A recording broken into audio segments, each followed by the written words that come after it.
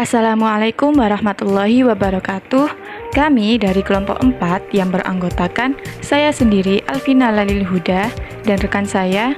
Nama saya Mulfida Insyaallah Mulyawan, NIM D73219054. Nama saya Siti Fatimah Aisyah Fitri, NIM D73219058. Di sini kami akan menjelaskan tentang metodologi manajemen proyek. Di sini akan dijelaskan pengertian metodologi manajemen proyek. Metodologi ialah usaha seseorang atau kelompok dalam melakukan aktivitas secara sistematis dengan mengikuti aturan-aturan guna untuk menjawab permasalahan yang akan diteliti. Kemudian, manajemen proyek adalah merupakan sebuah proses mengorganisir, merencanakan, memimpin, dan mengendalikan kegiatan tim dan sumber daya yang lain untuk mencapai sasaran organisasi atau perusahaan yang telah ditentukan. Dan dapat disimpulkan bahwa metodologi manajemen proyek adalah sebuah aktivitas individu atau kelompok yang dilakukan secara sistematis dengan waktu, sumber daya, dan biaya yang terbatas atau sesuai dengan rencana awal sebelum aktivitas dilakukan. Kemudian ada jenis-jenis metodologi manajemen proyek. Yang pertama ada metodologi the traditional approach.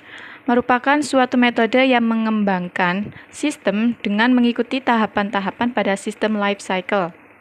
Adapun tahapan-tahapan tersebut meliputi tahap inisiasi proyek, tahap perencanaan proyek, tahap pelaksanaan proyek, tahap pengontrolan proyek, dan tahap penyelesaian proyek. Kemudian yang kedua ada metodologi rational unified process. Merupakan jenis metode pengembangan kegiatan yang berorientasi pada proses, atau juga bisa digunakan untuk menentukan tugas dan tanggung jawab dalam pengembangan suatu organisasi.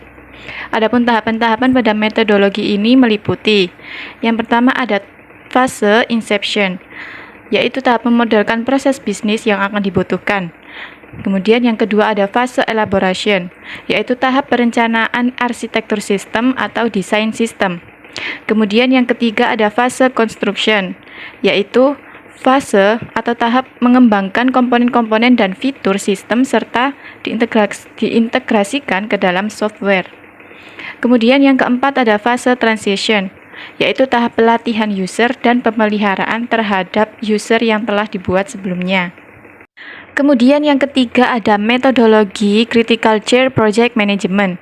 Jenis metodologi ini dapat digunakan sebagai alternatif penjadwalan yang memperkenalkan mekanisme baru guna untuk mengelola ketidakpastian dalam suatu proyek. Adapun tahapan-tahapan pada jenis metodologi ini meliputi: yang pertama ada tahap persiapan, yaitu tahap mencari teori atau studi literatur seperti bagaimana teknik penjadwalannya. Kemudian yang kedua ada tahap pengumpulan data, yaitu tahap mencari data umum, time schedule, dan laporan mingguan pada suatu proyek. Kemudian yang ketiga ada tahap pengolahan data. Baik, di sini saya akan sedikit menjelaskan tentang pengertian project initiation, project planning, project execution, project controlling, dan project closure. Project initiation merupakan tahapan awal suatu proyek dimulai dengan memberikan gambaran global dalam bentuk definisi proyek. Project planning merupakan tahapan perencanaan proyek dengan membentuk dokumen perencanaan manajemen. Lalu yang ketiga, project execution adalah suatu tahapan yang bertindak lanjut dari apa yang telah dituangkan dalam proyek management plan. Project controlling merupakan suatu tahapan yang mengontrol terhadap kegiatan yang dilakukan suatu proyek. Project closure ini adalah tahapan pemberian laporan tentang hasil yang telah diperoleh dari rangkaian kegiatan proyek dan berbentuk dokumen laporan. Selanjutnya yaitu hubungan antara masing-masing metodologi manajemen proyek.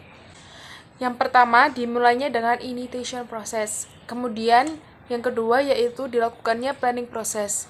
Yang ketiga, berdasarkan planning yang ada, maka dilakukan executing proses. Keempat, yaitu pelaksanaan controlling proses. Kelima, eksekusi dan controlling proses bila dilakukan secara berulang. Kemudian yang keenam, bila dalam controlling proses masih ada yang perlu diperbaiki, maka dibuatlah replanning.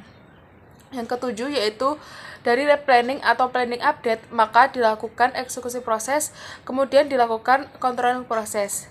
Yang terakhir, yang kedelapan yaitu bila dalam controlling proses sudah tidak ada masalah, maka dilakukan closing proses. Terima kasih, sekian dari kami, presentasi dari kami. Mohon maaf bila ada salah kata. Wassalamualaikum warahmatullahi wabarakatuh.